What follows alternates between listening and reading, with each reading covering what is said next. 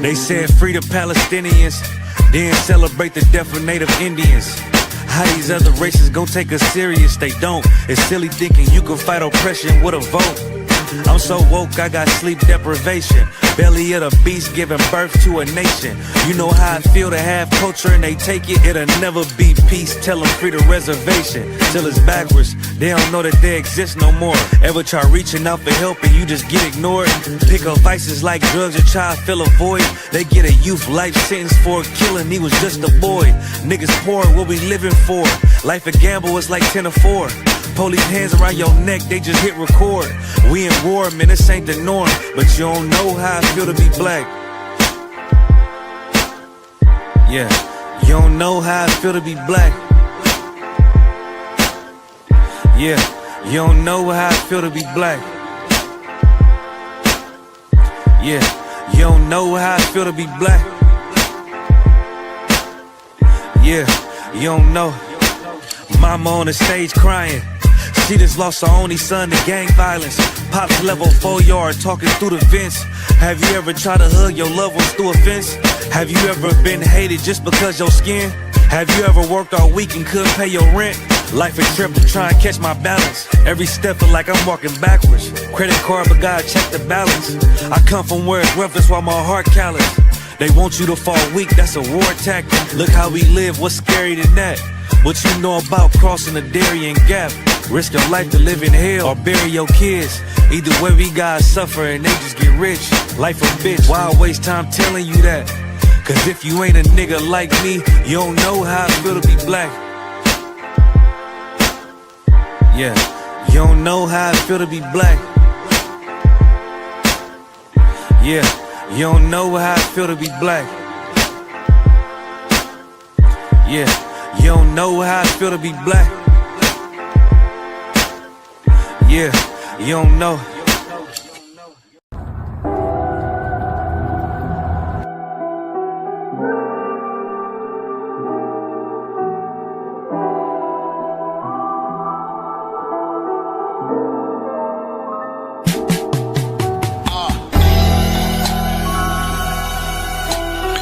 This my initiation, introductory statement. Fuck them all if they participating in off the record conversations. Shit major, stolen favors, mass that's admiration. My youngin' brought his torch to the finish line, but I'm just glad he made it. And he ain't even tryna crack heads, he just know the danger. Inner city filled with anger, the skyline filled with angels. Twist the burner, shoot from different angles, twisted fingers, read the coded language.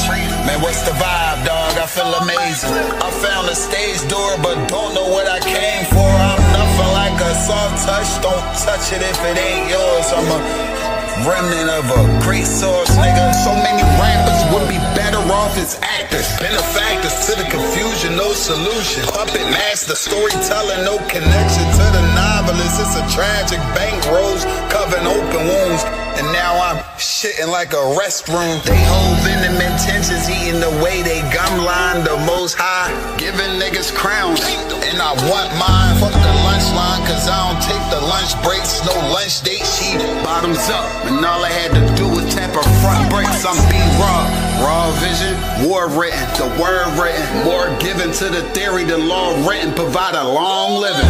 I understand the terms, you gotta die to learn. Hunters purify, it's time to feed the worms.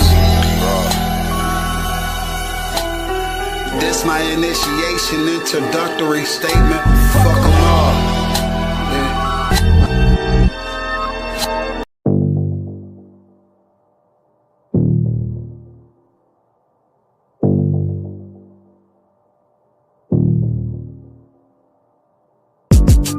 They just hate it when I pop shit. Bitch ain't on my level, I just add her to the block list. Think she gon' gain a space, showing to me topless. Nah, baby, stop this. Go ahead and cover that. I'ma give you game and some bread, go and double that. Let me see if you an asset or liability. Show me how you bring that cash back. If you feeling me, show me love. I be in that box like a golden glove. Pound for pound, put it down like it was heavy holding up. They know what's up, feel it in the air when we rolling up. Phil Collins used to joy riding in the stolen truck. Used to call them Johnnies out in Philly, did it constant. Bringing everything to the table like the content. I'm an open book, read it and grab the concept. Trigger finger, doing so many curls, just growing biceps. Many death threats for real, and ain't no love on the other side. One's wrong, don't make another right. You had yours, but you wanted mine. No love on the other side. Plotted on every other night, but that's all in another life. No love on the other side. From the lifers, get love from the nerds, get love from the bitches in the hood to the birds. Whether on a 9 to 5 or you get it off the curb, just get up out the system, you gon' get what you deserve. I mean, I remember duffel bags full of herb, quarter after quarter till I stumbled on a bird. Masked up in Philly is like every day the purge. I mean, I'm just giving insight on the day to day before I lead a game. Step back and just fade away. 12 gauge tactical round, sound like an 808. Shotty get the metro booming. I'ma damage you, an animal. I ain't that human. I'm a different species, the feces with the music. Yeah. I can't help but get you rappers in line. Hollow tip fragments, all in back of your spine. Full bulldog, all you packers are 9. I've been around the block, I spin that a couple times, yeah. And it only gets realer, not a bit, but no miles in it, straight from the dealer. You sweet, can't be around you niggas, I'm a diabetic. Every sheet, every line, every bar is a diuretic. I'm elite, I know the bar high, that's why ain't no love on the other side. One's wrong, don't make another's right. You had yours, but you wanted mine. No love on the other side. Plotted on every other night, but that was all in another life. No love on the other side. One's wrong, don't make another's right. You had yours, but you wanted mine. No love on the other side. Yeah. Ain't no love on the other side. Yeah. Tell me why you won't take my lap. Ain't no love on the other side. It ain't no love on the other side. Ain't no love on the other side. Ain't no love on the other side.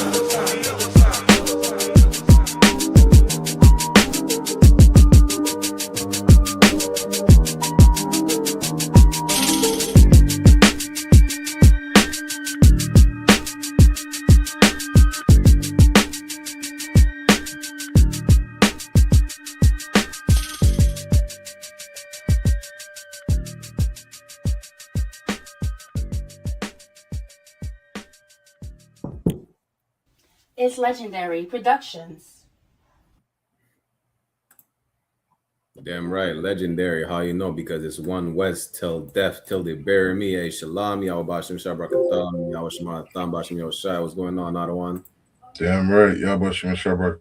Good to be here. Good to be here.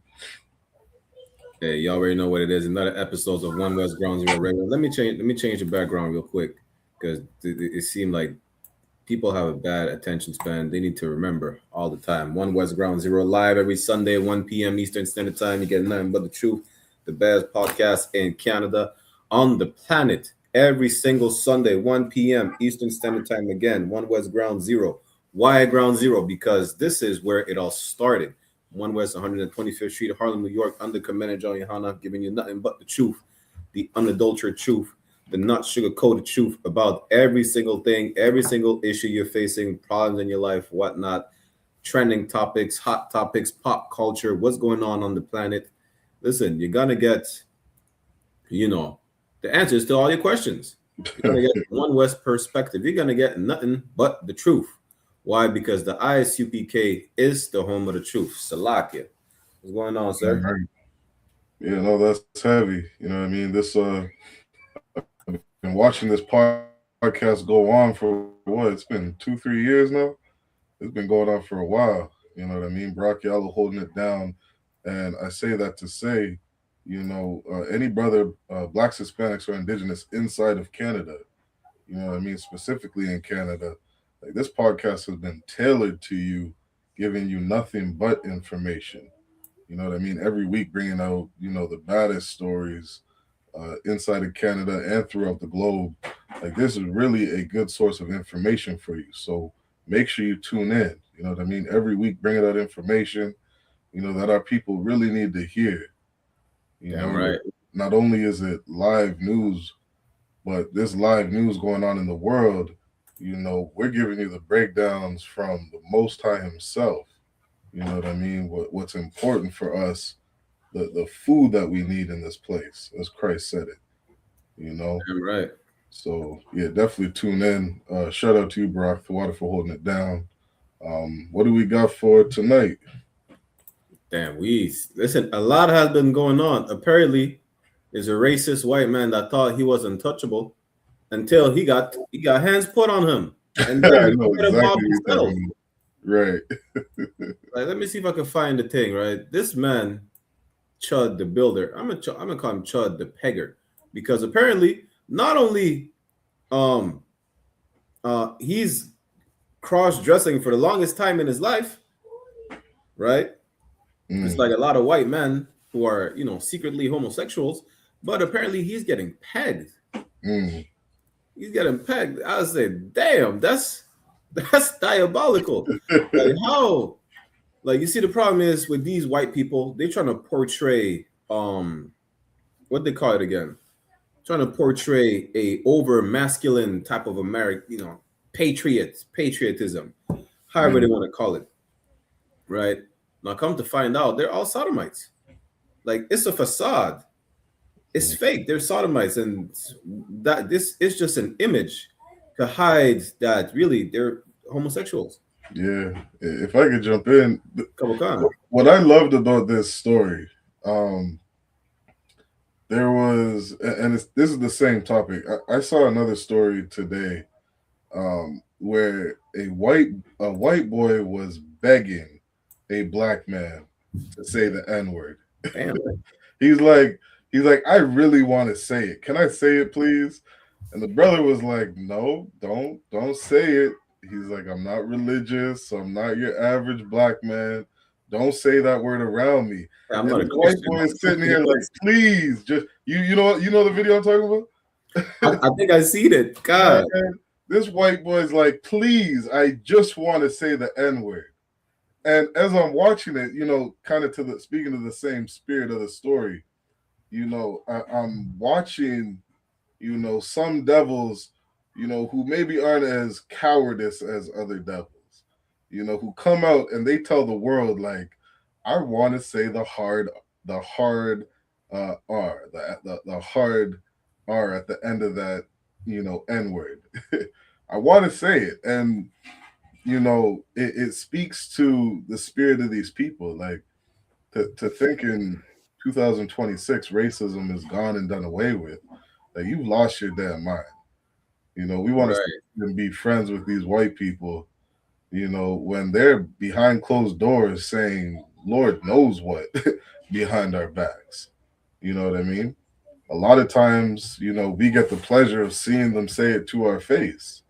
And back to the story you're speaking on, what I loved about the story was watching how much of a following that man had. He had hundreds of thousands of white people watching his videos, cheering him on. And it's like Chud the Builder, you know, or Chud the Pegger, whatever you want to call him. He's not even the real racist. Like he's just trying to get some D from a black man. You know, he has some sexual deviancies. He wants to get pegged. The girl came out and said it. I've been pegging Chud. You know what I mean? That's the sexual, you know, deviancies that this man has. And as he's doing it, he's going viral and, you know, trying to get funds and make money off of going around calling, you know, black people the hard R. You know what I mean? And as he's doing it, living in his own world, you see the real racism of society come out. You see all these white people come out and cheer him on. Say it, Chud. We want to hear you say the hard R, because all of us want to say it, because we can't stand these black people. We can't stand these Negroes in North and South Central America. Say it for us, Chud, because this is what we're thinking. We want to hear you call them monkeys and chimpanzees and the scum of the earth, because this is what we think of them.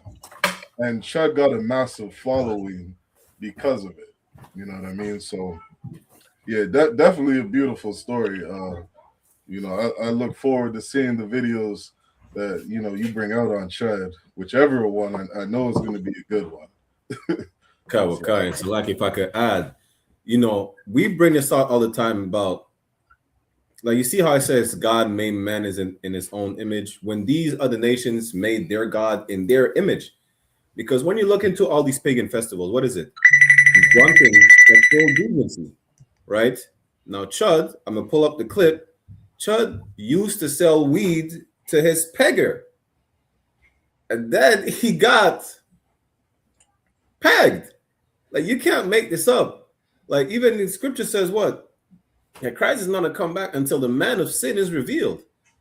Like, he's a racist, drunken sexual deviant. You can't tell me that is not the man of sin. Trying to portray, the good Christian American, freedom of speech. This is white pride.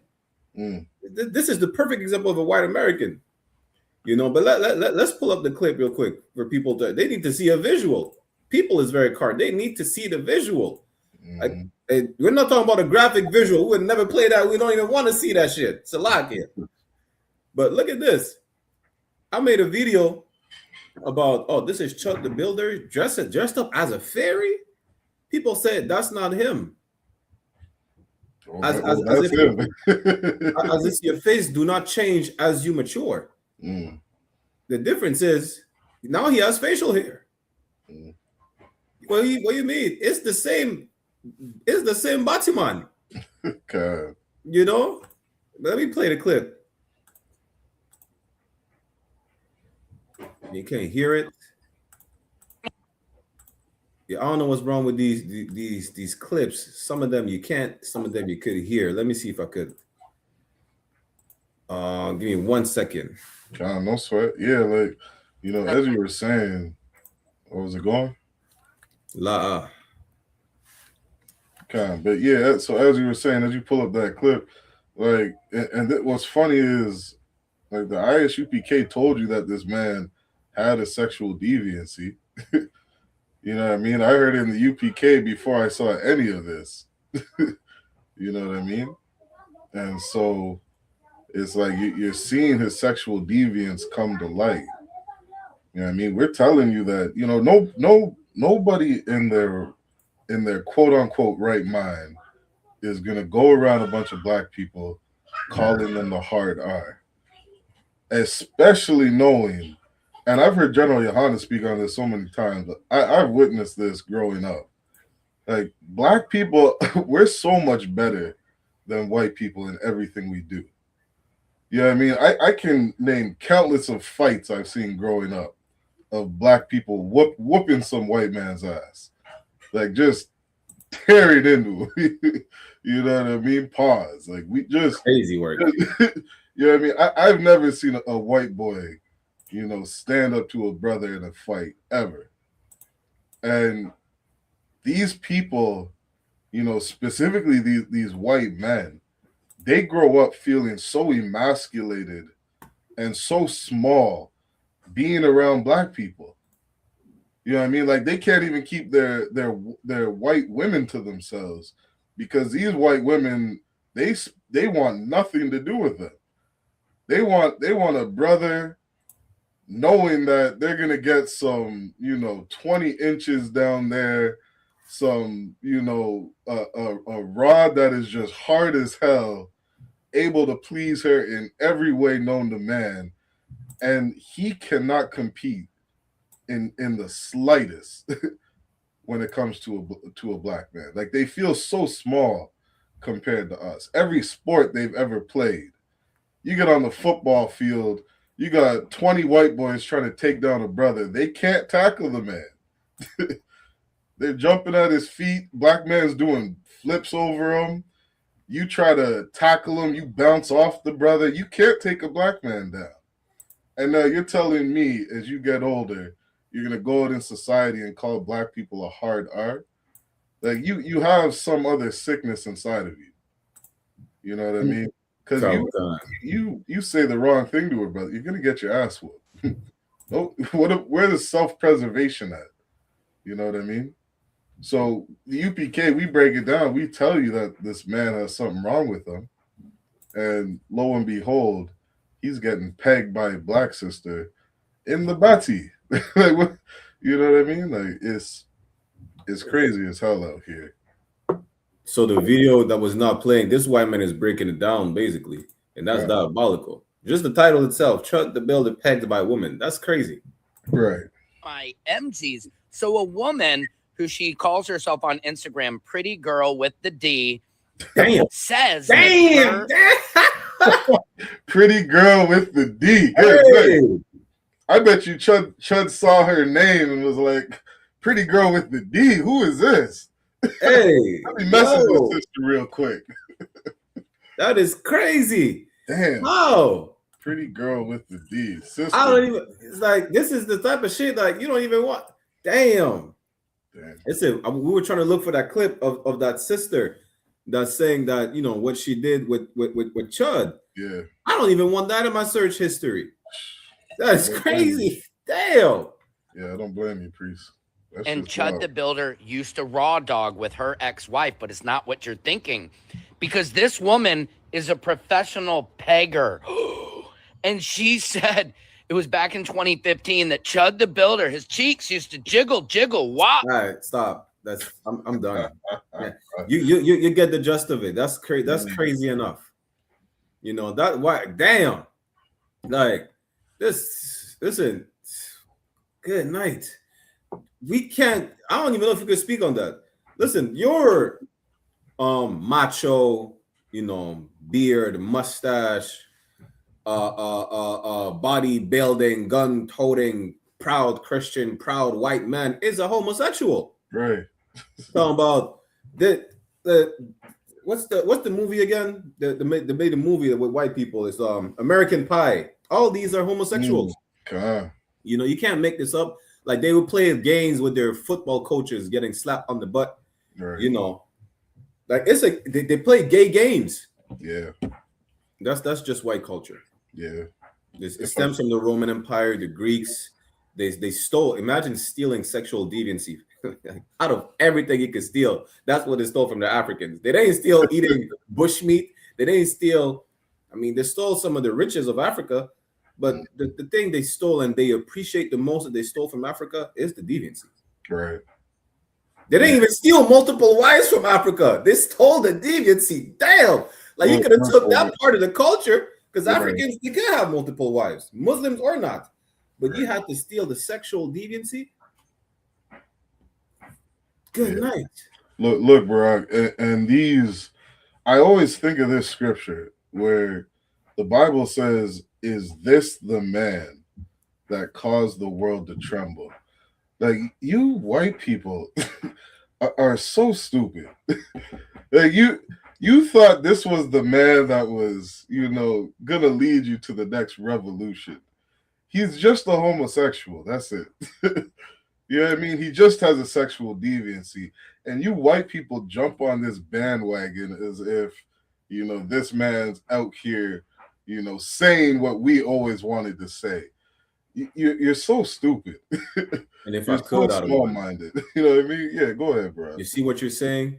Like, these people are so stupid because they thought, oh, he's going to start the race war we've been waiting for. We've been at war since 1492. And for you to think that he's saying something that you're not able to say, as if he's the first white man to call a black man nigger in his face, are you stupid? Right. Like you say, it's like, he's not special. God.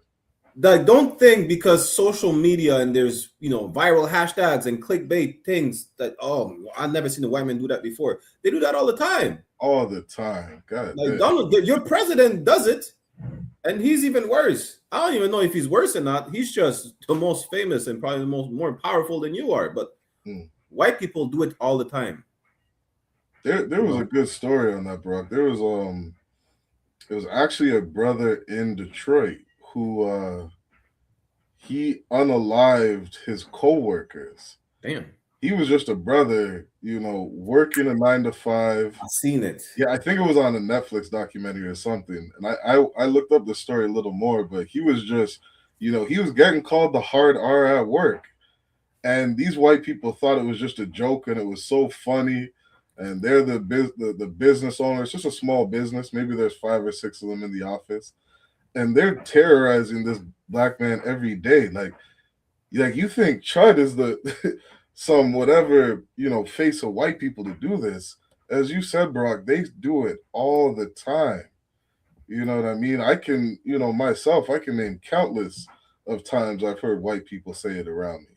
You know what I mean? And when they do it around me, they try to do it they try to be funny about it, as if it's a joke. They'll try to make light of the situation so that, if I were to turn around and beat their ass, they'd be like, well, I was just joking. Why can't you take a joke? You know what I mean? But really, they all say it all the time. They say it with the intentions, to put us down because they think so little of us. They're so jealous of us. They have so much hatred for us. You know what I mean? They're just looking for a way to insult us. They say it all the time. You know what I mean?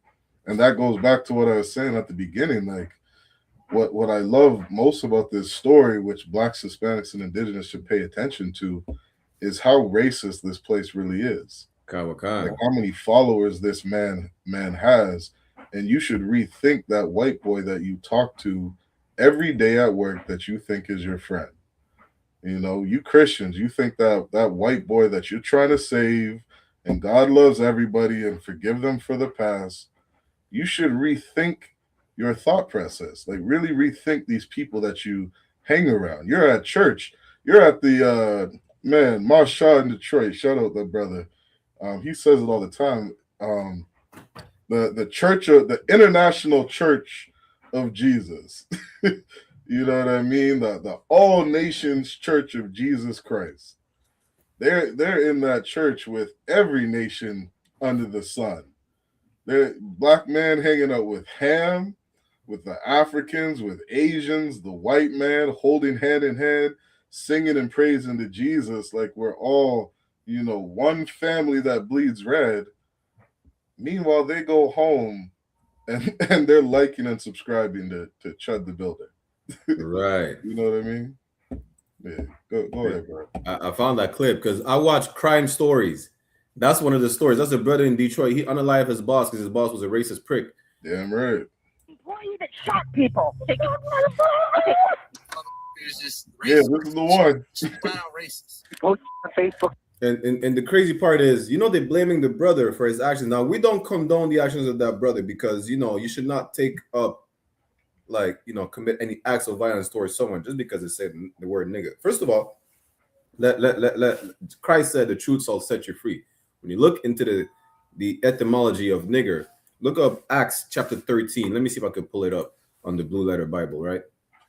When you look up Acts chapter 13 and verse 1, that's where the word nigger comes from.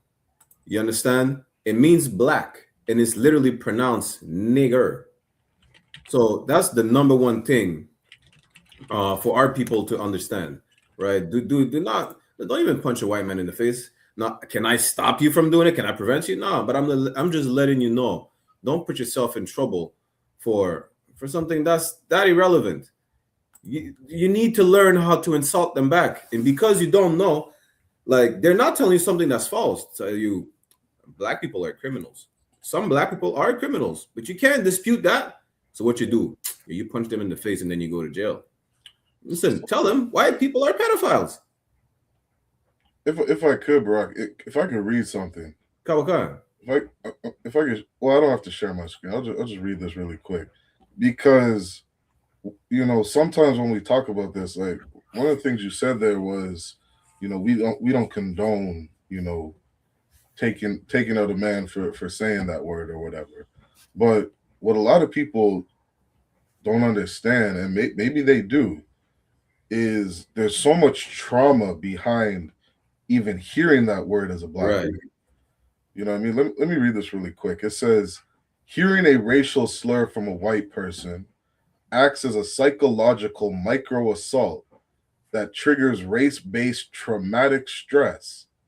Psychologists note that this experience mimics the feeling of being disempowered, directly violating a person's dignity and acting as a painful reminder of historical and systemic oppression.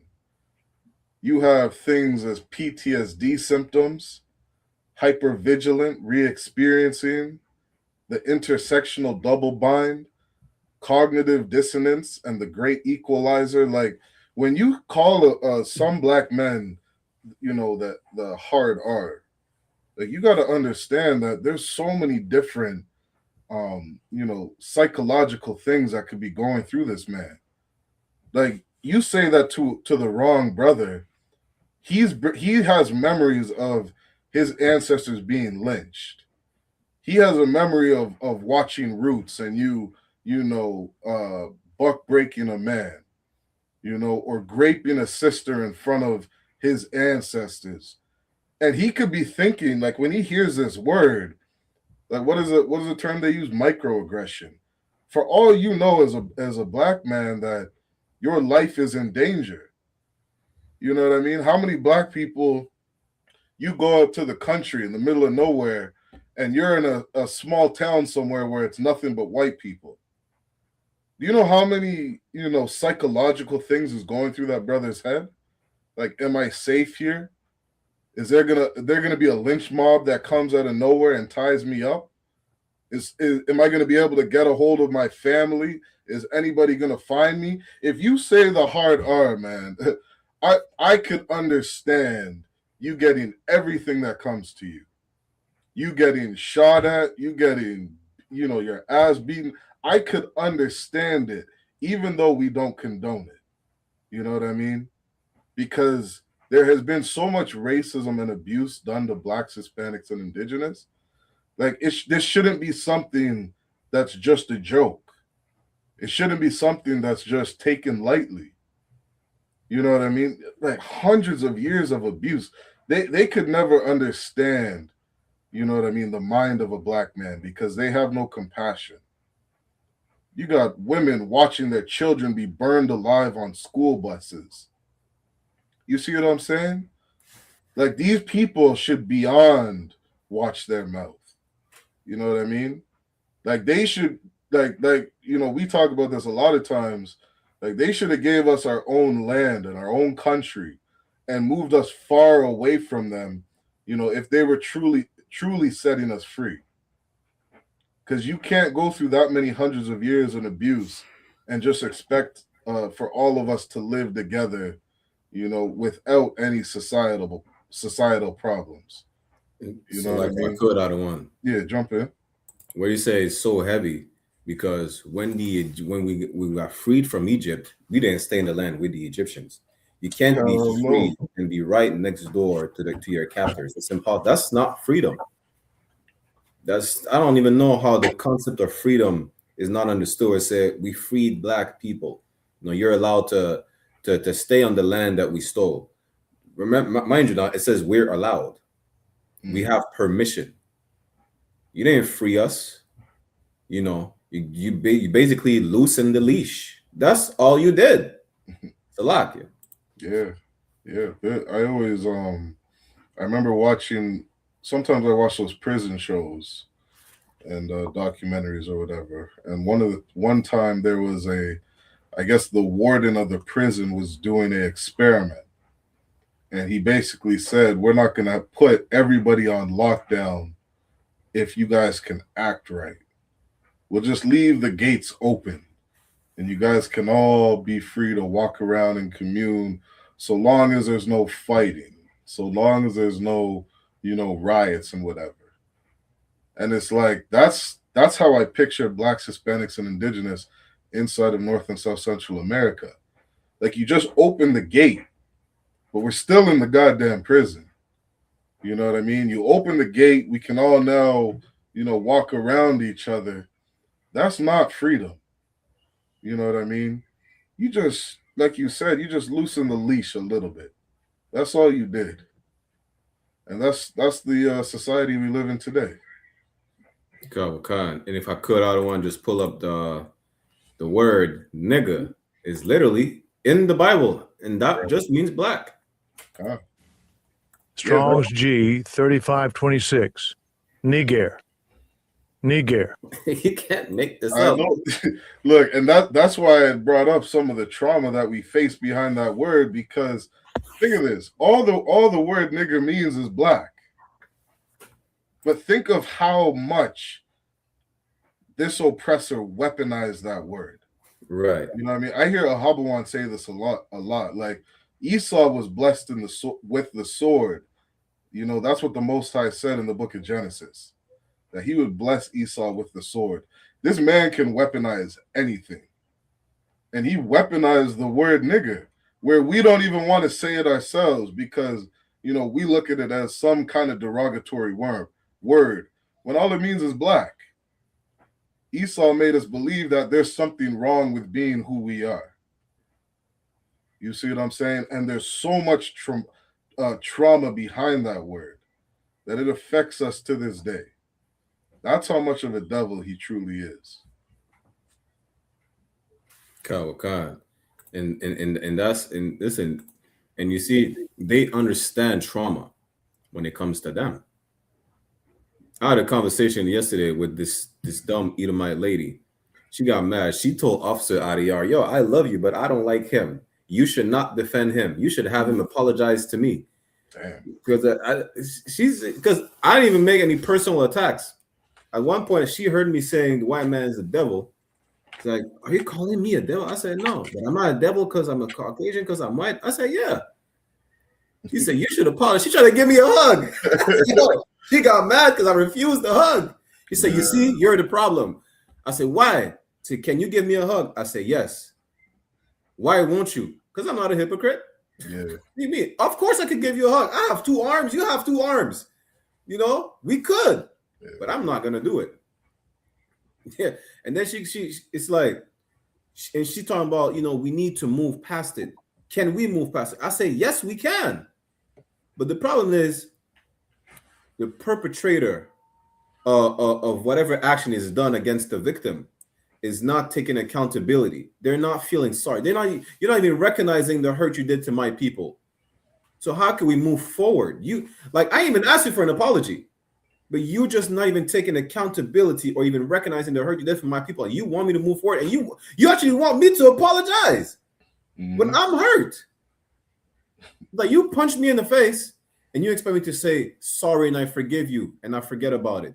But you're the one who punched me in the face. And then you're mad because I never said I would not forgive or forget.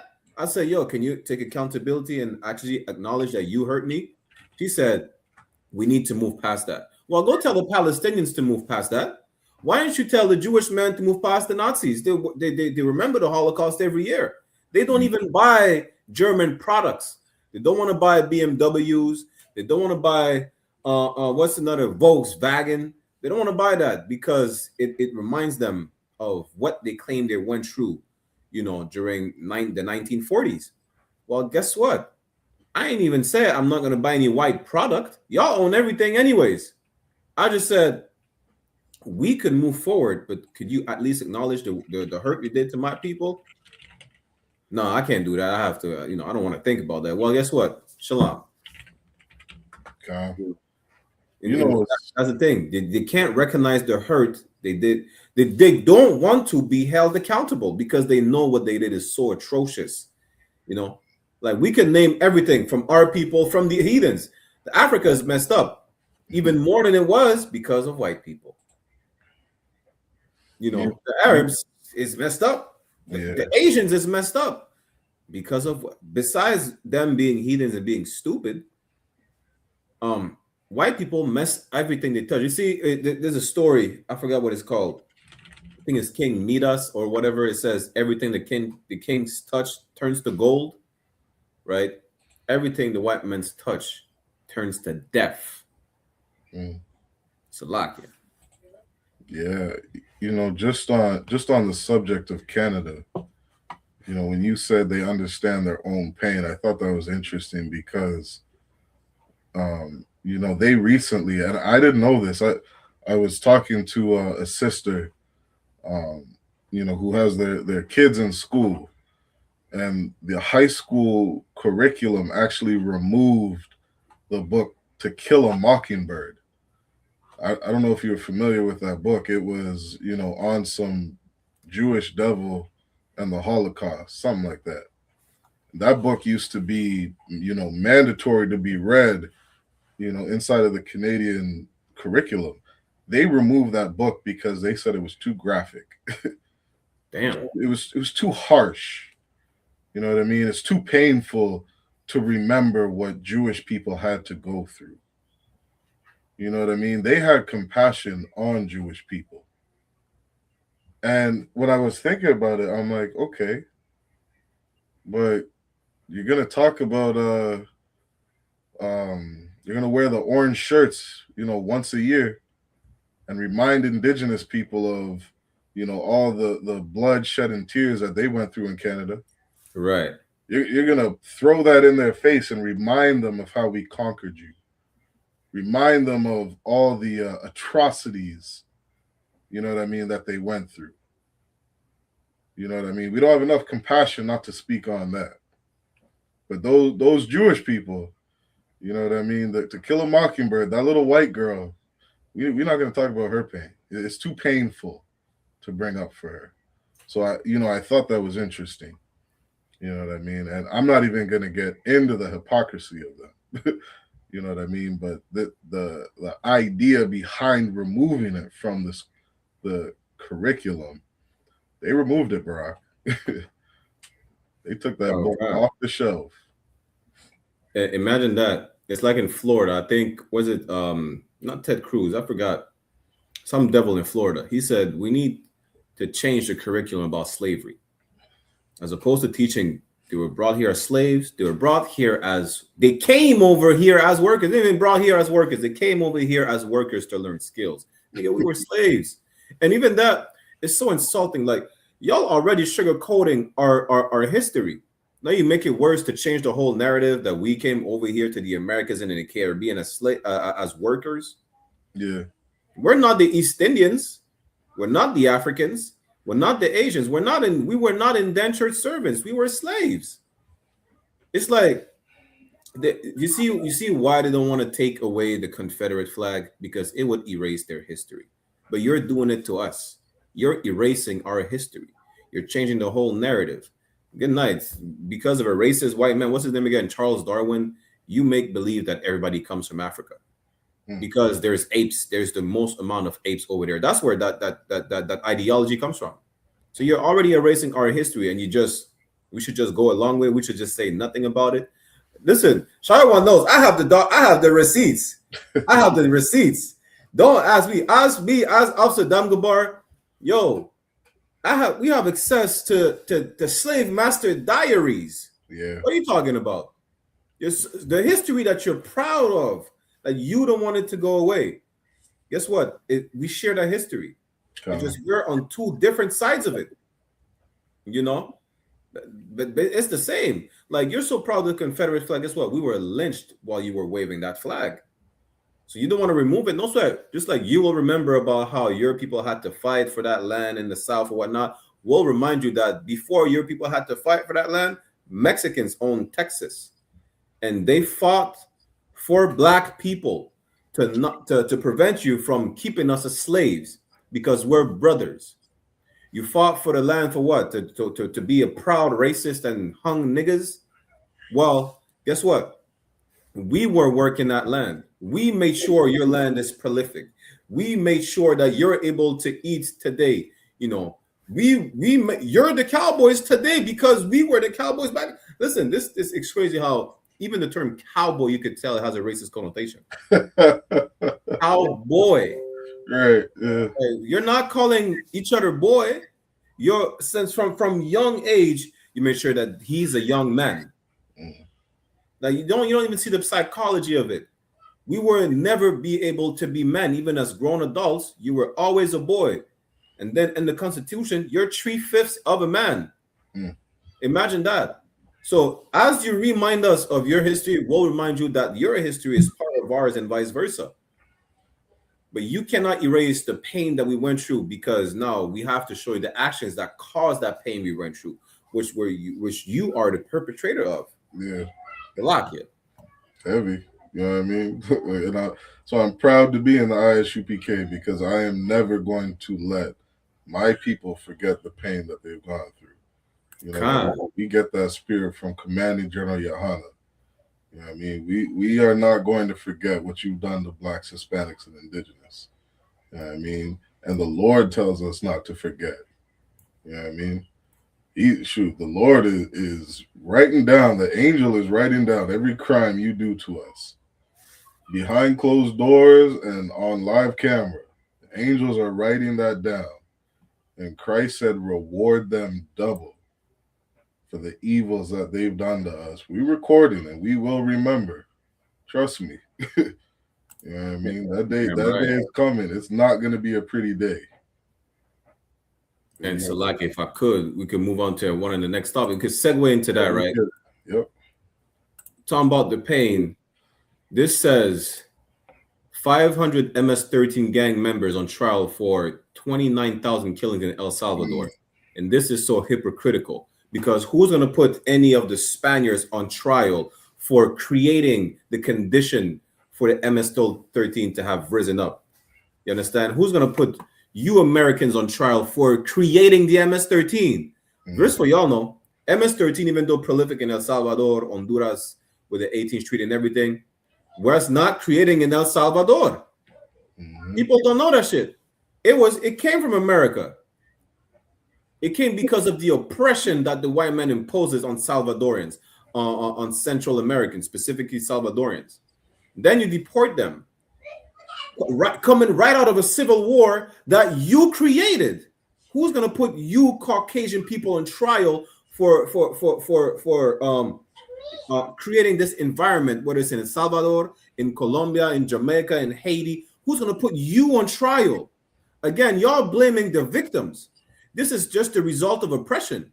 I'm talking about putting 500 MS-13 gangs. Now, we don't condone the action of the MS-13, but we understand the reason why there's an MS-13. We understand the reason why there's a Mexican mafia. We know why there's so much violence throughout North, Central, South America, and the Caribbean.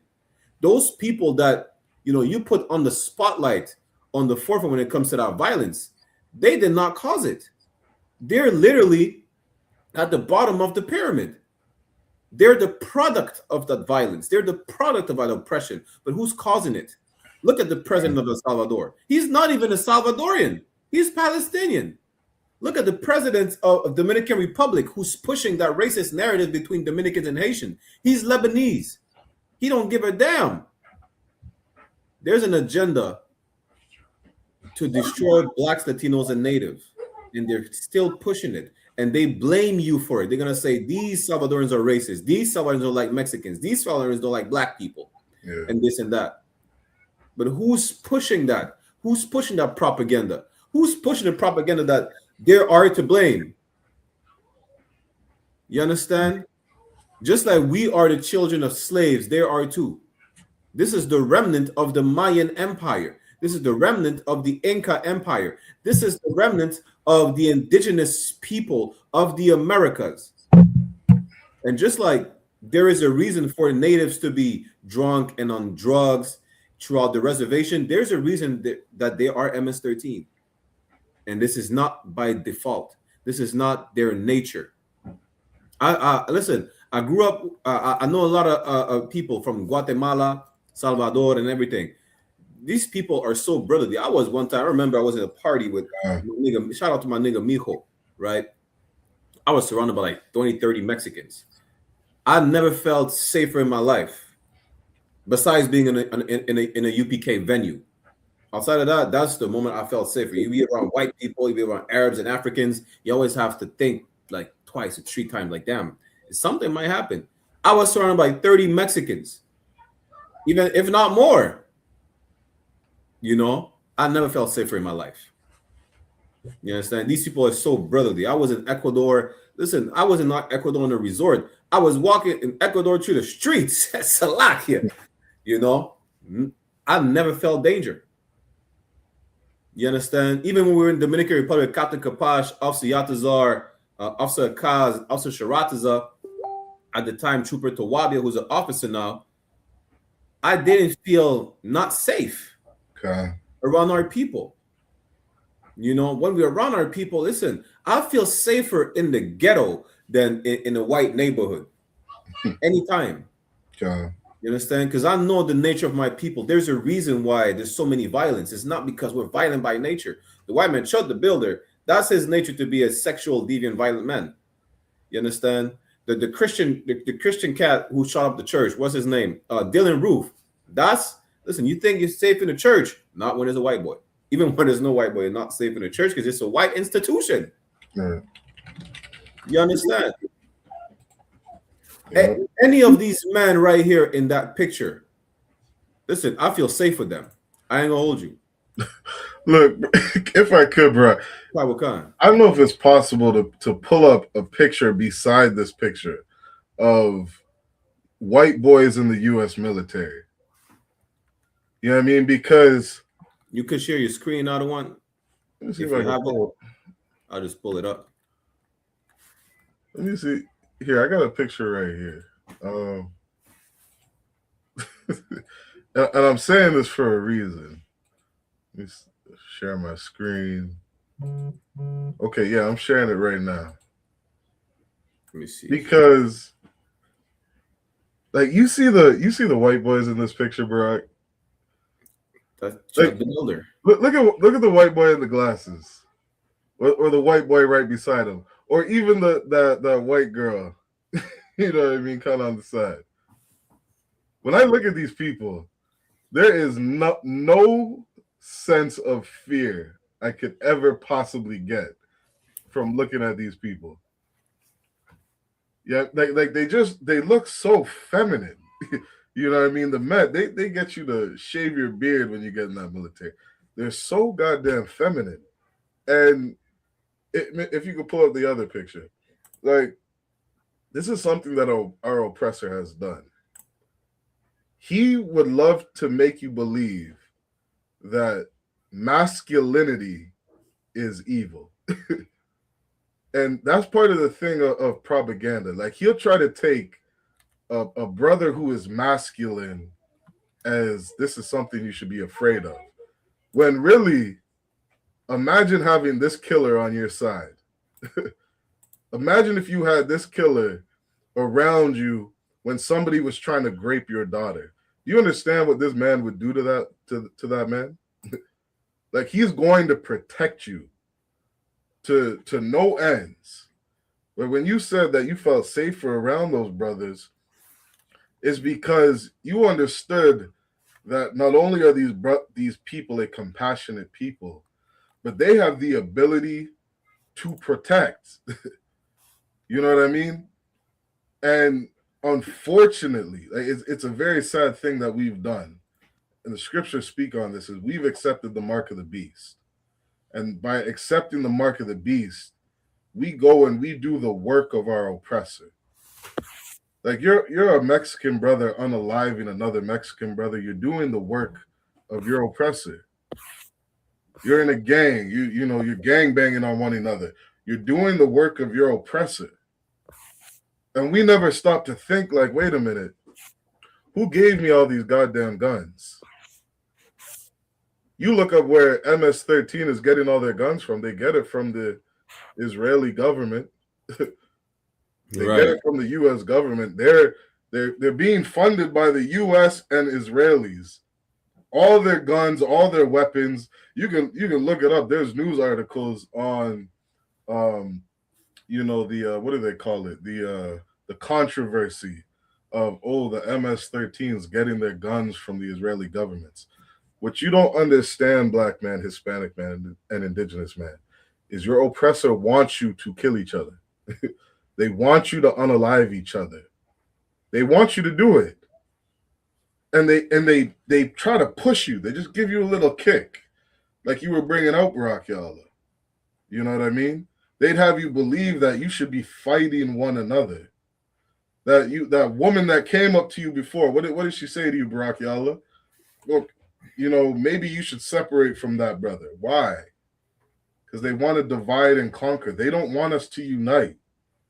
They don't want MS-13 brothers to stop unaliving other Mexicans.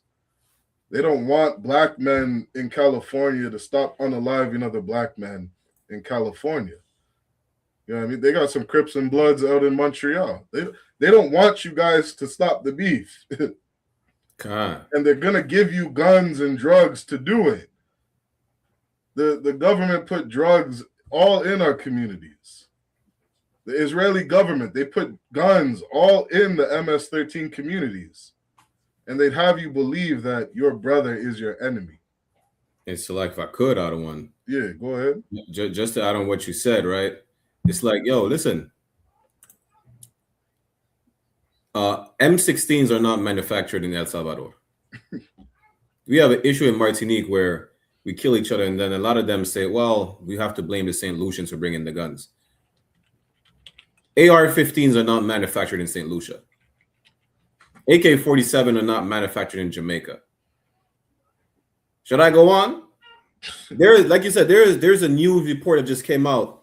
One of the top Mexican mafia, not Mexican mafia, I think some cat from the cartel, right? He went to the state of Israel to be trained on how to get rid of bodies. Like when you said, the scripture say, you are your father devil, we do the thing our oppressor teaches us how to do. Like even gangs, that is not our culture. We learned that from the Italians, from the Jewish mafia, from the Irish mob. Do you know how listen, if you look up the birth of MS-13, right? MS-13 is as young as the 1980s. You can't make this up. Our person has always been a criminal from the beginning. Like, look up the history. They literally just got out of a civil war in El Salvador. See, this is the problem. People, they want to just give you anything without context. Why are black people on drugs? Well, let's look at where the drugs come from. You understand? Let's look at all of these. Right? See how Israeli firearms fall into the hands of Mexican drug cartels, Colombian cartels, all cartels. Y'all watched the TV show on Netflix. Y'all watch it. You know, you can have the subtitles. It's in Martinique. It's called Bandit. The focal point, people are gonna ignore these points about how. Let me see if I can pull up the scene. Right? There's a brother. He's a rapper too. But you see this, he plays an antagonist in the series, right? But who is he getting his cocaine from? The white man. God. Like they own all the infrastructures in Martinique, and they make you seem like, oh yeah, it's the West Indian who's selling all the drugs. They're the reason why all the cocaine is in France, from Guadeloupe, Martinique, and French Guyana. But who owns the infrastructure to ship the cocaine in the first place? Who bringing us the cocaine? You want to talk about, yes, the Colombian and the Venezuelans. You think the white man don't have a hand in the cookie jar? Yeah. You understand? Like they paint all these narratives to say that you're the villain when literally you're at the bottom of the barrel. Literally, the MS-13 is nothing compared to any white association. Nothing. You know, the white man created the MS-13. They created the environment for it. They're the reason for the civil war. They're the reason for the divide just in Central America. Yeah. Because Guatemaltecos, Salvadoreños, Hondureños, they're the same people. They make you think it's different. You understand? The president don't give a damn. You're talking about the president did so much for Salvador. The president don't give a damn about Salvadorians. He's not Salvadorian. He's not even Latino. You understand? Same with what's her name? Claudia Sheinbaum, or however you pronounce her name. She's a Jewish woman from Austria. They say, oh, she's Mexican. She's not Mexican. Her people fled from Austria to Mexico. Yeah. The president of Chile is the son of a Nazi, literally. Damn. Y'all can't make this up. You know, they don't have any good for our people. The agenda is always to be against our people. It will always be until Christ comes back. That's why it's time for our people to wake up. You know, blacks, Latinos, and Native have to gather together. Listen again. If I look at a picture like this, yo, I trust this man with my life. Right. Before I trust these. You were talking about, you know, getting your children assaulted. All these cats look like they were on the Epstein's Island. They are. Oh, they are, bro. And you want to talk about a cat like this? Listen, I trust him more than I trust this man ever. And I see the movie. What's the movie again with there's a movie with the cat that played Nat Turner. I forgot his name, right? He's in a police station. I forgot his name, but they made a point. You know, they were in a police station with inmates. You know, his son got killed by the police. The point is, they put a black and Hispanic man, right? I think the guy was Mexican. You know, they try to make a point like, yo, these people would be trusted more than the white man ever. Like, how am I gonna trust the guy who colonized like 3 continents and made up a whole story about he discovered America? He taught the savages when the whole time he came over here, stole land, raped everybody, and committed a genocide, and then named the land and himself after the land. Now, this is who I should trust. He can't even tell the truth about how he acquired the land, and I should trust you. It's a lot. I ain't trying to be long with it. It's a lot, y'all. I don't want. Oh, that's heavy. Let me share my screen on something. I always think this statistic is interesting because it's like we think, like, so many times we think that, you know, we're some kind of deviant people, and it's like this is how the white man, you know, flips this stuff. You can't even leave your animal around white people. You know what I mean? Like, you want to talk about the face of a predator. White man is responsible for molesting his kids. He's responsible for raping women. You know what I mean? He's responsible for all the gun crime. Like, the majority of gun violence is people committing suicide. And the white man is shoving that pistol down his throat. The white man is, you know what I mean, responsible for all the mass shootings. The white man is responsible for creating crack cocaine. You know what I mean? Like, our people are not the criminals, right down to you can't even leave your pet near a white boy. And you see the statistic, like they, and it's what I thought was interesting in looking the statistic up. All the bestiality cases, 71% of white people, and they try to put. They say, what does it say here? 5% are Black/African American. They say 5% are Hispanic. They say 2% are Native American. That's 12%, Barack. It means your statistics, you're only still at like 83%. Where's the other 20% of the people? How come you didn't put the Asians in there? And I bet you the Asians make up the other 20%. I guarantee that those Black/African Americans, those are probably all Africans. You know what I mean? The Hispanic community, it's probably all your conquistadors. The Native American born, it's probably all your $5 Indians. You know what I mean? Like, you can't even leave your pet around these people. This is the face of evil. Like, the absolute face of evil. You know what I mean? We got to wake up and understand that, you know, and like you were saying earlier, and we got to stop, you know, following their culture. We got to, you know, stop doing the work of our oppressor, because he wants nothing but destruction on this place.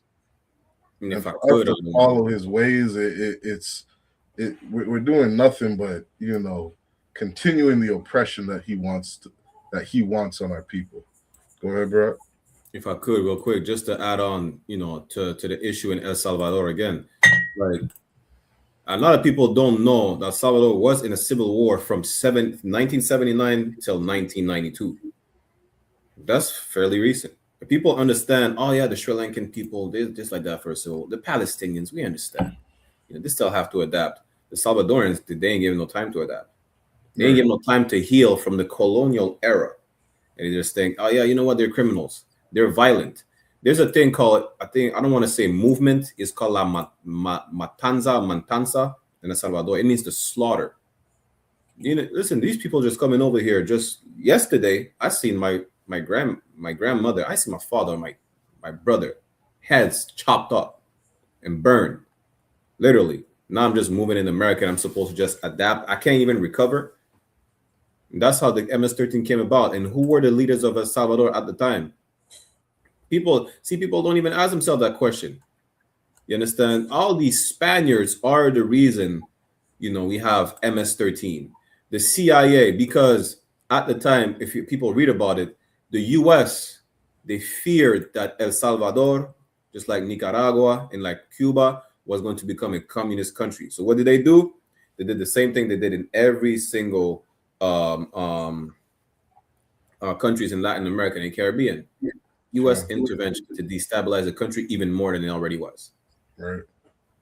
The white man is the devil the Bible speaks of. And no, to reiterate, that white woman, you understand? I will not give you a hug. I can't. Salakia. I pray you see this episode, Linda, or whatever your name is. You understand? Because you have no remorse for what your people did to my people. You have no remorse for dividing blacks, Latinos, and Native American Indians. You understand? You have no remorse for that. And you think we should just forgive and forget. I can't forgive and forget because till this day, your people made it so that Dominicans and Haitians hate each other. Your people made it so that there's virtually damn near not one black Salvadorian. Why? Because your people made it to kick them all out to neighboring countries like Honduras and Guatemala to whiten the race. Okay. There's too many tools that your people use to get rid of my people. And I should just forgive and forget. No sweat. Well, tell the Vietnamese to forgive and forget about napalm. Just do that. Tell me how it goes. Tell the Afghanis to forgive and forget about a 20-year war with the US. Tell them that. Why do we have to forgive and forget and not everybody else? Like, we're the only people who's told to forgive and forget. And she's a Jewish woman at that. I forgot this. She's a Jewish woman. Tell your people to stop reminding us of the Holocaust every year. Let's forgive and forget so we can move on. Right? Because if we have to do it and there's such thing as equality, then everybody should be able to forgive and forget so we could all move on and never talk about the atrocities that were committed against our people. But if we're talking about the atrocities against their people, then we should be able to speak out as well. That's equality. It's a lot. Sure. Yeah, no, that's heavy. And I'll add one thing, like even if everybody were to stop talking about the atrocities, Europeans are gonna do something again tomorrow. And they're gonna do something the next day, and a week from now, and a month from now, because they are the absolute devil that the Bible speaks of. You know what I mean? They're doing stuff to us present time, right now. They are oppressing us, committing acts of violence.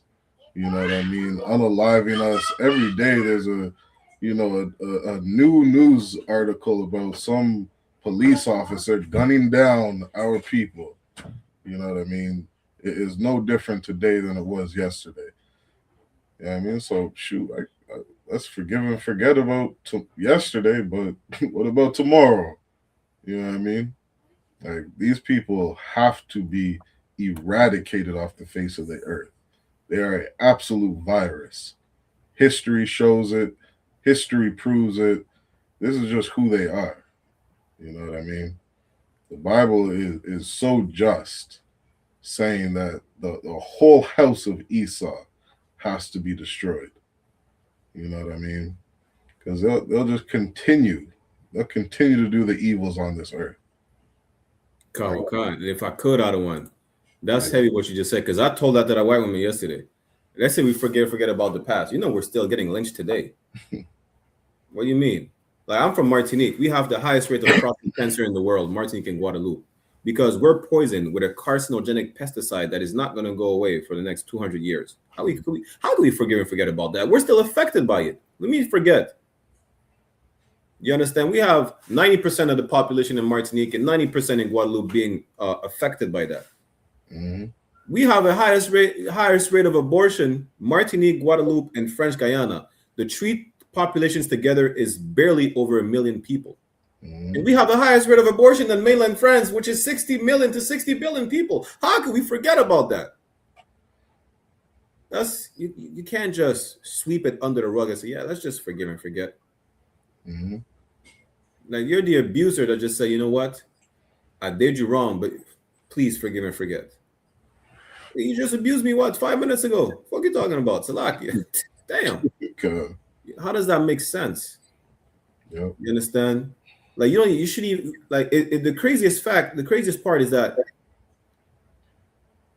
we have to explain it to them as if they could ever understand. Mm-hmm. Like, me personally, I don't expect you to understand. I couldn't care less. I'm just showing you how much of a hypocrite you are. Mm-hmm. And by you saying, well, you know what? I disagree. Or now let's move on. Give me a hug. Listen, I'm not even, listen, I could just say so much, but I ain't trying to get the channel clip. Mm-hmm. But you know what you should do? You should enjoy the time you have with your family and hug your family. Because Christ is not coming back with hugs and kisses and boxes of chocolate. He's coming back with a sword. It says his vesture look like he's going to be dipped in blood. Meaning what? It's going to be drenched. Go do your laundry right now. Before you dry your clothes, in the middle of the washing cycle, take a shirt from the washing machine, or you didn't wash your clothes by hand. I know a lot of people are too accustomed to being in the city. They never wash their clothes by hand. I could tell. and just hold it and feel the weight of all that water that's absorbed by the shirt and see how it's dripping. Now imagine Christ, a nigga king, with a garment clothed down to the foot. You see how heavy that shirt is once it's drenched in water. Imagine that being blood. Imagine that blood dripping from Christ's garment. That's what it says in the Bible. Yep. That's what it says. Christ is not that little homosexual looking hippie that looks like Shaggy from Scooby-Doo with a Roman toga. No. Christ is a nigga king. Listen, Christ is Wesley Snipes black with a white woolly hair. If my hair was not braided right now, my hair grew. My afro big and thing. You understand? Imagine Christ with a big ass afro, white woolly hair, looking austere, looking fierce. Like this nigga look at you and you freeze to death. You probably die. That's a lot. Yeah. The point is, go hug your mom. Hug your kids, your grandkids, your friends. Hug society. You understand? Embrace them and enjoy that memory. Because when Christ comes back, boy, you ain't gonna have no arms to hug nobody no more. What the Bible says. It's a lot. What else do we got, bro? Damn, let me see. Let me pull this one up real quick. Salakia.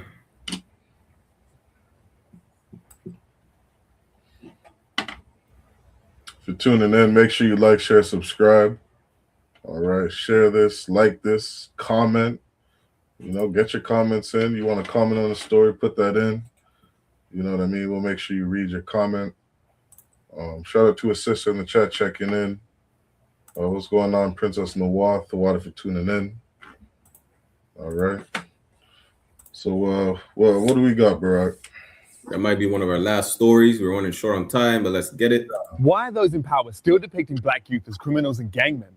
We're still in this 1950s stereotypical mindset. So on April 9th in the Dufferin Peel Catholic School Board, a Peel police officer gave a presentation to educators, a safety training on how to identify gang members. Every gang member depicted was black, while a song repeating the N-word was played. The blatant stereotyping and discrimination led to an apology from the board and Peel police, yet Ontario Education Minister Paul Calandra doubled down, refusing to apologize and claiming it was an accurate depiction of reality. Damn. Is it? It is very clear from a quick Google search that this is that, if I could, I watch the news, and every goddamn day, look, I promise you, Canada, look this up. Every single week, there's going to be somebody new who, Toronto police, Windsor police, British Columbia police, Montreal police, just confiscated largest drug bust. Yeah. Every single week. And every time it is a white man, an East Indian man, or an Asian man. Every single time, bro. Every week, look it up. Please prove me wrong. It's a lot, y'all, if I could. God, listen, I on that point, I checked while I was going to the community center to teach class at Officer Adiyar yesterday. Because I have the app. It's called Newsbreak. Yo, tell me how all these child molesting news article is a white woman in the school. Like what you mean? Like, aren't we like he said? Like the white cop making a presentation on how to recognize a criminal. Say this reflects reality, portraying black people. Now the whole time you look at the news, it's the East Indians. Like the highest, the biggest, what's it called again? The gold heist in Toronto. That was East Indians, Afghanis, Arabs. Let me see. Watch this. Let's see if it portrays reality, right? This says 5 men were arrested after $2 million in stolen cannabis meant for dispensaries were found in Mississauga. Which one of these is a nigga? Which one of these is black? You understand? Okay. Like, make it make sense. The gold heist, some East Indians, some Africans. It's not us. Look, and not only is it not us, every chance they get, every single time one of our people slip up, it is national. Let me not cuss. It is national news. Like, you'll see our faces painted all over the media when we do something wrong. Right. I saw there was a sister here, man, it was some small thing. She got caught on some $5,000 fraudulent scam. I don't know what she was doing. Credit card scam or something. And I'm like, $5,000. And this itch's face is everywhere, Brock. Everywhere. She's in, food groups. Oh, this sister had a business. Don't buy from her business. She's a criminal. Oh, this sister has kids. Worst mother of the year. How could she do this to her children? This woman for months upon months. And I'm like, goddamn. What about the police officer that just got caught beating the shit out of his wife? What about the police officer in Toronto who just got caught, part of this drug trafficking scheme? I can't see his face anywhere. I would love to know what he looks like, Barack, so I can show a picture to my kids to say, this man is a criminal. What about the man they just released out of a prison who was a sexual child predator? Where's his face I can put up everywhere to tell this community to stay safe? Don't let your kids out around this man. I don't see his face, Brock, but I do see that sister who stole $5,000. Oh my goodness, man. This is a very angry topic. I got to look up who was the sister that said this is an accurate depiction in that video. Do you know who that was? No, let me see. That is a brother, but he's saying basically he said somebody said this is an accurate depiction. I think he said, let me see. I think he said the police is saying this is an accurate depiction. The police said that. Good night. Discrimination led to an apology from the board and Peel Police. Yet Ontario Education Minister Paul Calandra doubled down, refusing to apologize and claiming it was an accurate depiction of. The government said it's an accurate depiction. He said the Ontario Education Board or something like that. Said it was an accurate depiction. And think about that. That's even heavier because that's where your kids go to school, man. Like, understand that the school board, this is what they think of you, black man. You want to know why the teachers are treating you a certain way? Why the principal's teaching you a certain way?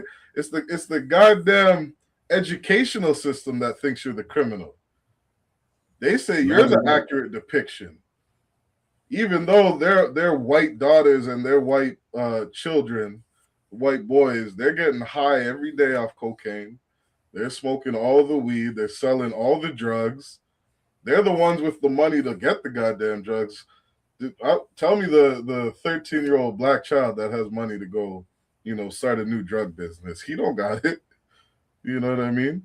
But you're gonna demonize black people because you believe it's an accurate depiction. What world do you live in? Right. Good night. That is absolute insanity. And this is why Commanding General Yohanna said, by all means necessary, if you have children, you know what I mean, you need to send them to an all-black school. Damn right. You know what I mean? Hey, you need Put to them in a send school. Tazamak homeschooling. Tazamak homeschooling. Shout out Tazamak homeschooling, man. Like that, it's a safe place for our kids where you can have, your own people teach you. People that don't hate you, teach you and educate you and raise you, because the Ontario School Board itself says you're the criminal. Right. You crazy, Barack?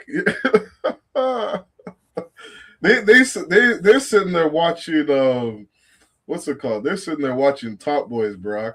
I bet you the educational board of Ontario is watching Top Boys every day.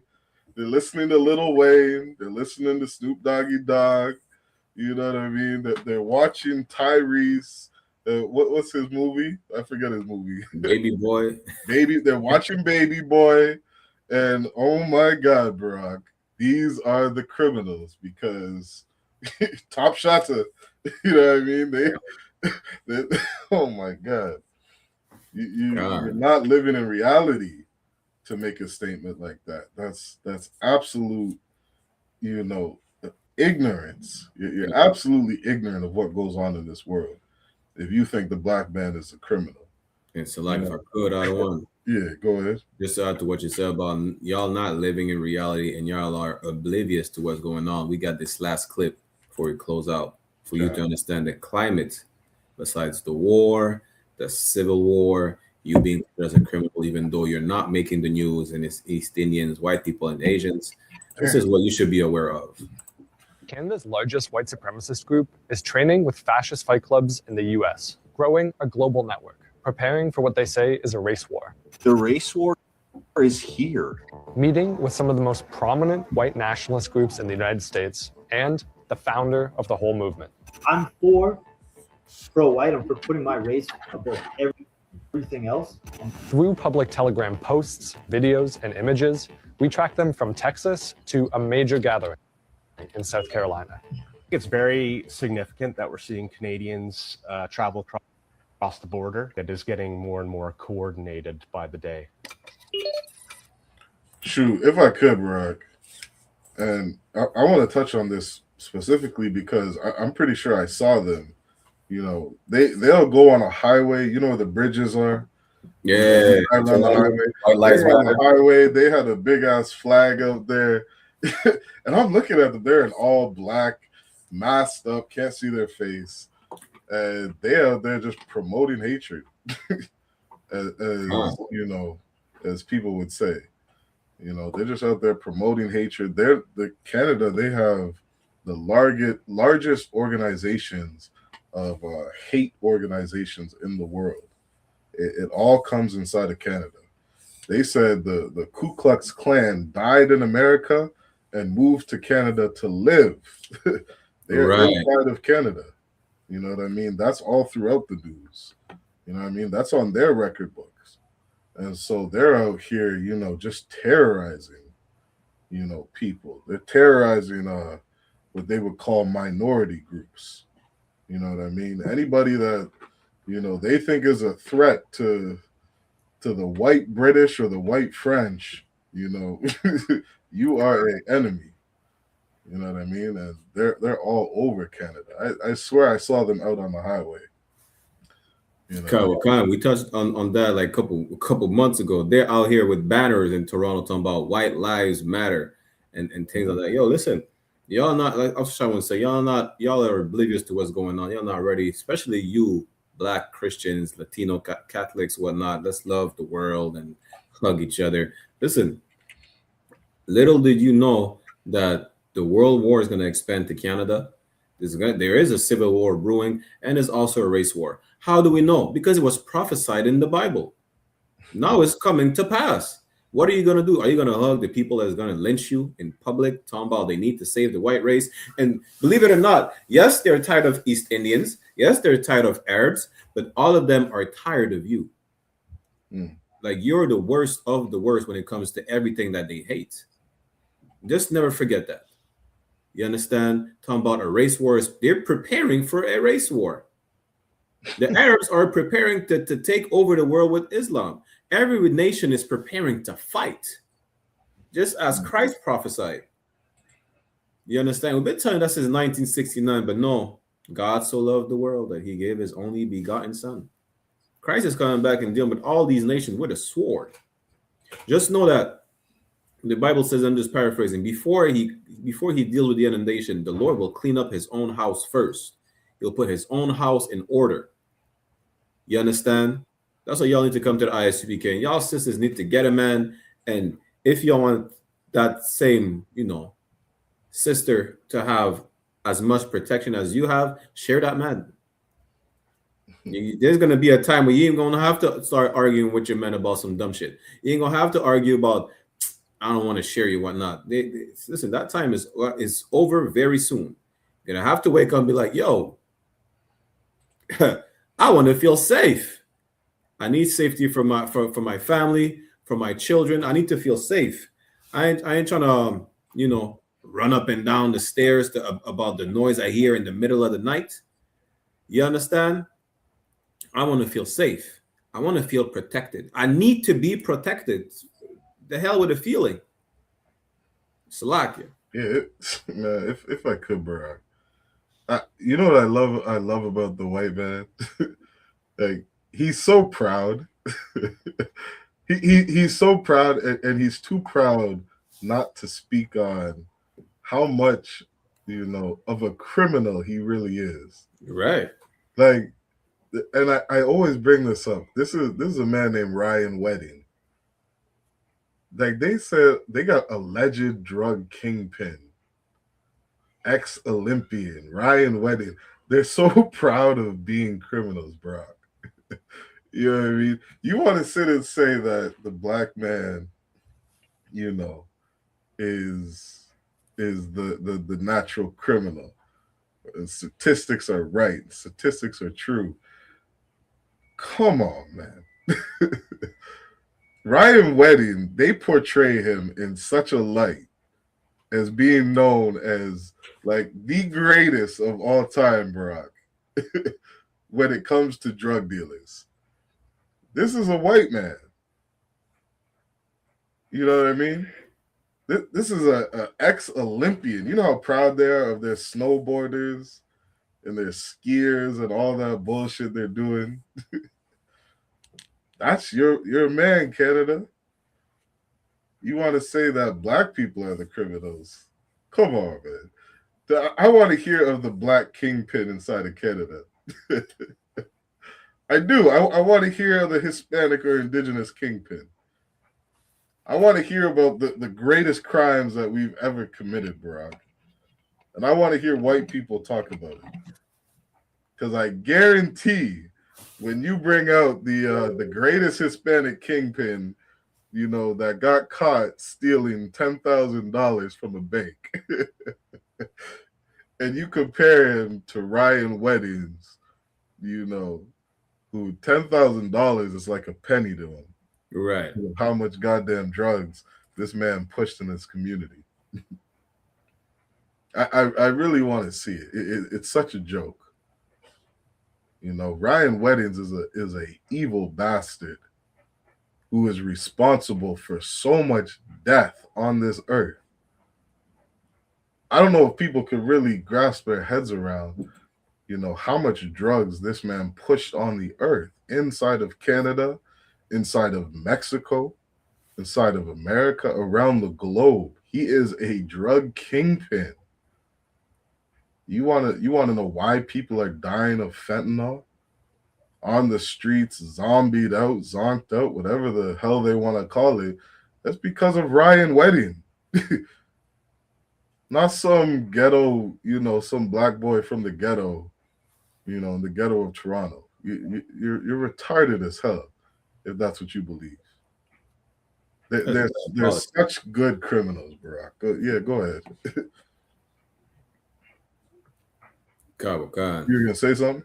No, I said that's diabolical. Khan. Yeah. Biggest drug dealer in Canada is a white man. They need to fix up, that whole narrative about, listen, y'all show me who stole the land. That's that. Just show me who stole the land. That's it. You show me who stole the land, that would be more accurate as a depiction of an actual. That's too much for them, bro. You know what I mean? We're gonna talk about the $30 trillion Scotiabank and Bank of Montreal has, you know, from trading slaves from Canada to the Caribbean. You know what I mean? All the rum and tobacco and sugar cane. We're not gonna get into that. We're not gonna speak on those crimes. Nah. Because trillions of dollars, it just goes over our head, bro. You know what I mean? That's too much for people. But it's really such a joke. Man, people need to come into this podcast and listen to what it is you're saying, bro. Because you know what I mean, you follow the world, you just listen to some dumb news story, and these are the people that, you know, we claim to respect. They got the Board of Education saying that the black man is the criminal. These are the people teaching you and raising you, teaching you how to think and how to do math and how to read. And these same people are going to tell you that the black man is a criminal. We better wake up, black man. Damn right. You truly better wake up. God, but with that, we're going to end the show right here. You already know what it is. Another episode of One West Ground Zero, live every Sunday, 1 p.m. Eastern Standard Time. So lucky for the late start today. We had technical difficulties. We'll be back next Sunday as well. You understand? With that, hey, Shalom, Yahweh Shemakatam, Yahweh Shemalatam, Bashim Yahweh Shai. We'll see you there, Israel. Shalom. Yeah, shalom. We have a gift that nobody can see, that was handed over to us to do something amazing. Take the gift, man. Take the gift. Take the gift, man. And let the Most High work in you to do something you have never believed. I ain't even impressed what you expect. You see this shit? Hold on, there's One West on my chest. One West world, that's it. Fuck a street code, let a priest love. No stain, break dang with the leash off. I ain't nothing of this world, I need a respawn. I just know they wish that I would stop, but I keep going. These fringes on my calf like a tube sock. I used to stuff the loose ones in my shoebox. And we came a long way from the curbside.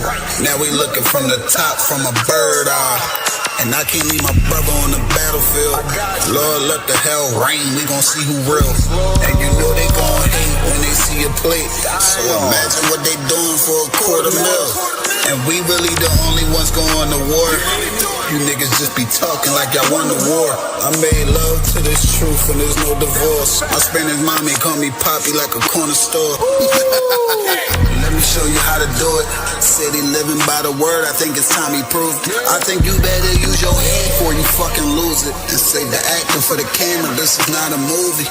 I pray to God I don't fall off. I ain't nothing like y'all. Niggas think they slime, cut their head off a python.